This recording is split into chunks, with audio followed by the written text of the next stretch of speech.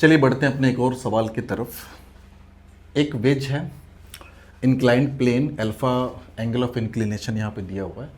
एक ब्लॉक है, ठीक है। ब्लॉक का मास वगैरह कुछ नहीं दिया हुआ, चलो हमने मान लिया कि इसका मास जो है वो m है, ठीक है। The coefficient of friction depends on the distance x covered as mu is equals to kx। कह रखा है कि x के डिफरेंट वैल्यू के लिए जो कोफिशिएंट ऑफ फ्रिक्शन वो अलग अलग है। Where k is a constant, find distance covered by block till it stops. कह रखा है कि बताओ कि कितना डिस्टेंस कवर करेगा रुकने तक। तो यहाँ से स्टार्ट किया चलना, तो यहाँ पे जो इसकी इनिशियल स्पीड रही होगी vi लिखते हैं, वो रही होगी 0, ठीक है। चलते चलते मान लो ये कहीं यहाँ पे आया और इसको हम एक्स एक्सिस मान रहे हैं। ये जो है ना, इसको हमने मान लिया एक्स एक्सिस, और जहाँ से ये रिलीज हुआ है वो हम मान लें x इज इक्वल्स टू 0, और यहाँ पे ये x डिस्टेंस कवर कर चुका है ब्लॉक, ठीक है। जैम मास का जो ब्लॉक है वो x डिस्टेंस कवर कर चुका है। यहाँ का सीन क्या है वो ज़रा हम समझते हैं।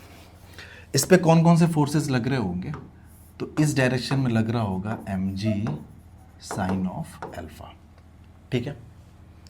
साथ ही साथ इस डायरेक्शन में लग रहा होगा आपका नॉर्मल रिएक्शन, इस डायरेक्शन में आपका लग रहा होगा mg कॉस ऑफ अल्फा, ठीक है ना। साथ ही साथ चूंकि इस डायरेक्शन में मोशन हो रहा है तो यहाँ पे एक फ्रिक्शन फोर्स भी लग रहा होगा Fr, ठीक है। अब ज़रा इस फ्रिक्शन फोर्स के बारे में जाने कि फ्रिक्शन फोर्स है कितना जी। फ्रिक्शन फोर्स जी Fr इक्वल्स टू हो जाएगा म्यू टाइम्स n, और ये फ्रिक्शन फोर्स हम कहाँ निकाल रहे हैं, तो आप लिखोगे at x is equals to x पे निकाल रहे हैं। कहने का मतलब कि वो x बराबर x के डिस्टेंस कवर कर चुका था इंक्लाइंड प्लेन पे, वहाँ पे हम फ्रिक्शन फोर्स निकाल रहे हैं। तो ये हो गया Fr is equals to x बराबर x पे म्यू की वैल्यू कितनी हो जाएगी, k इंटू एक्स होगी, ठीक है। तो म्यू हो गया k इंटू एक्स, और यहाँ से आप ध्यान से अगर समझो ना, तो इंक्लाइंड प्लेन के नॉर्मल डायरेक्शन में ये इक्विलिब्रियम है, न इधर जा रहा है न इधर जा रहा है। तो यहाँ से आप ये भी तो लिख सकते थे n is equals to mg, और ये हो गया कॉस ऑफ अल्फा। तो n के जगह पे हमने रख दिया mg कॉस ऑफ अल्फा, ठीक है। So this is mg cos of alpha, ठीक है। ये फ्रिक्शन फोर्स लग रहा है इस पर्टिकुलर इंस्टेंट पे, ओके। हमने माना कि ये जो ब्लॉक है ना, ये फाइनली यहाँ पे आके रुक जा रहा है, यहाँ पे कहीं यहाँ पे आके रुक जा रहा है, ये ग्राउंड पे पहुँचा नहीं, रुक जा रहा है। तो यहाँ पे भी इसकी स्पीड कितनी हो जाएगी, 0 हो जाएगी, फाइनल स्पीड 0 होगी। और ये जो डिस्टेंस कवर किया है इसने इंक्लाइन पे, वो जो डिस्टेंस है उस डिस्टेंस को हमने मान लिया L मान लिया। चलो ये डिस्टेंस हमने कितना मान लिया, L, यानी हमने माना जहाँ से छोड़ा गया था वहाँ से इंक्लाइन प्लेन पे L डिस्टेंस कवर करने के बाद वो रुक गया। इसमें कैलकुलेट करना क्या था, find the distance covered by the block till it stops, कि जब ये रुकेगा तब तक ये कितना डिस्टेंस कवर कर चुका होगा, ओके। वर्क एनर्जी थ्योरम, क्योंकि यहाँ पे वेलोसिटीज़ वगैरह आपको दिख रही हैं, इनिशियल वेलोसिटी, फाइनल वेलोसिटी। तो जब भी आपको वेलोसिटीज़ वगैरह दिख जाए ना, इनिशियल और फाइनल, और फोर्सेस लग रहे हों, तो वहाँ पे वर्क एनर्जी थ्योरम सबसे बेस्ट होता है, ठीक है। तो using work energy theorem, using work energy theorem,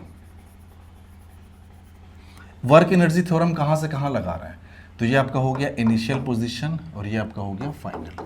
तो इनिशियल से फाइनल के बीच में हम लगाने जा रहे हैं, ठीक है ना। तो इनिशियल टू फाइनल यहाँ पे लगा रहा है। वर्क एनर्जी थ्योरम आपका कहता है कि इनिशियल काइनेटिक एनर्जी, जो इनिशियल काइनेटिक एनर्जी 0 है, plus work done by all the forces, ठीक है, is equals to final kinetic energy. तो work done by all the forces में क्या आएगा, अब बोलोगे यार कि एक तो ये नॉर्मल और mg कॉस अल्फा, ये तो डिस्प्लेसमेंट के 90 डिग्री पे लग रहे हैं, तो इनका तो वर्क डन 0 होगा। हाँ, mg साइन अल्फा का वर्क डन आएगा, क्योंकि mg साइन अल्फा इधर लगा है, डिस्प्लेसमेंट भी इधर हुआ है। तो mg साइन अल्फा की डायरेक्शन में l का डिस्प्लेसमेंट हुआ, क्योंकि हमने माना कि जहाँ से चला था वहाँ से l डिस्प्लेसमेंट के बाद जो ब्लॉक है वो रुक गया, ठीक है।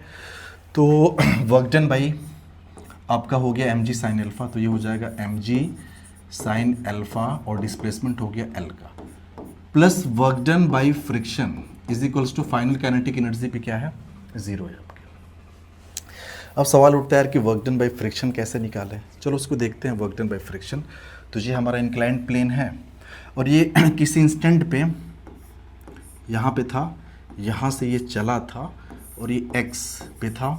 इस डायरेक्शन में आपका फ्रिक्शन लग रहा था एफ आर, ठीक है। हमने माना थोड़ा सा और इसके अंदर डिस्प्लेसमेंट हुआ डी एक्स का। ये ब्लॉक यहाँ आ गया, पहले यहाँ पे था, और ये छोटा सा डिस्प्लेसमेंट हमने मान लिया। ये जो डिस्प्लेसमेंट है ना, डी एक्स का डिस्प्लेसमेंट है। तो इस छोटे से डिस्प्लेसमेंट के लिए हम वर्क डन निकाल रहे हैं, ठीक है। तो इस छोटे से डिस्प्लेसमेंट के लिए जो फ्रिक्शन का वर्क डन होगा उसको डी एफ आर बोलेंगे, ठीक है। वो हो जाएगा माइनस ऑफ एफ आर और ये हो जाएगा डी एक्स। माइनस इसलिए लग रहा है क्योंकि फ्रिक्शन इस डायरेक्शन में और जो डिस्प्लेसमेंट हुआ वो इस डायरेक्शन में हमने लिया डी एक्स। तो ये आपका हो गया माइनस, यहाँ पे फ्रिक्शन फोर्स कितना है तो k x m g cos alpha, ये minus k x m g cos of alpha और ये हो गया डी एक्स, ठीक है। ये आपका हो गया डी एफ आर, यानी छोटा सा वर्क डन फ्रिक्शन का सिर्फ डी एक्स डिस्प्लेसमेंट में। भैया हमें यहाँ वाला वर्क डन नहीं चाहिए, हमें तो यहाँ से लेकर ब्लॉक फाइनली जब यहाँ तक आ चुका है ना, यानी ये पूरा एल का जो डिस्प्लेसमेंट है ना ब्लॉक में, उस पूरे का हमें वर्क डन चाहिए। अब बोलो कोई दिक्कत नहीं है। तो work done by friction force अगर आपको चाहिए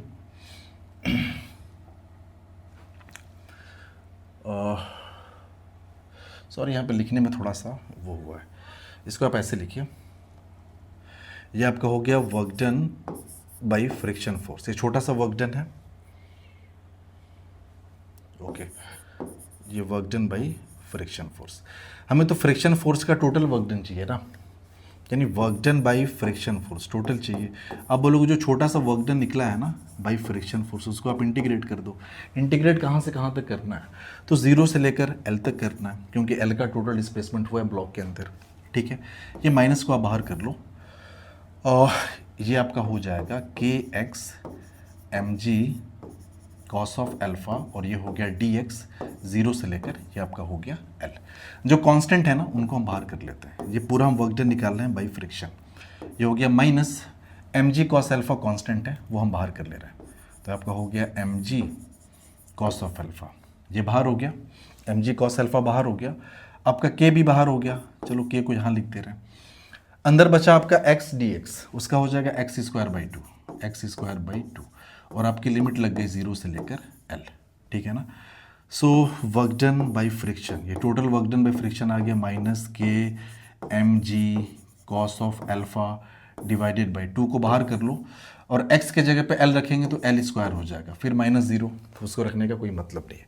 तो वर्क डन बाई फ्रिक्शन निकला है minus k m g cos alpha by two l square. तो ये निकला है minus k m g cos alpha by two और ये हो गया एल स्क्वायर बराबर फाइनल काइनेटिक एनर्जी ज़ीरो, और ये आपका जो है m g sine of alpha, ठीक है। एम जी अगर कॉमन कर लो यहाँ पे तो इन ब्रैकेट आपका मिला साइन एल्फा माइनस ये हो जाएगा के और ये हो गया cos alpha divide by two m g sine alpha. Sorry यहाँ पे एल भी तो है ना, ओके। चलो एल भी हम बाहर कर ले रहे हैं, एल यहाँ भी है यहाँ भी है, तो यहाँ पे सिर्फ एक एल बचेगा आपका इज इक्वल्स टू ज़ीरो, ठीक है। ये तो पूरा राइट हैंड साइड में जाके ज़ीरो हो जाएगा, तो आप इसको लिख सकते हो sine of alpha is equals to k cos of alpha और ये हो जाएगा एल बाई टू। हमें तो एल निकालना है ना, तो एल निकालिए आप, टू इधर आ गया, सो टू डिवाइड बाई के और ये आपका है साइन एल्फा, ये कॉस एल्फा नीचे आ जाएगा, cos of alpha equals to l, which implies जो एल हमने कैलकुलेट करना था वो आ चुका है। ये आपका हो गया two divide by k sine alpha by cos alpha is equals to tan of alpha, यानी कि ब्लॉक जो है वो इतना डिस्टेंस कवर करके इंक्लाइंड प्लेन पे फाइनली वो रुक जाएगा। Two divide by k tan of alpha, ठीक है। तो यही सवाल था आपका।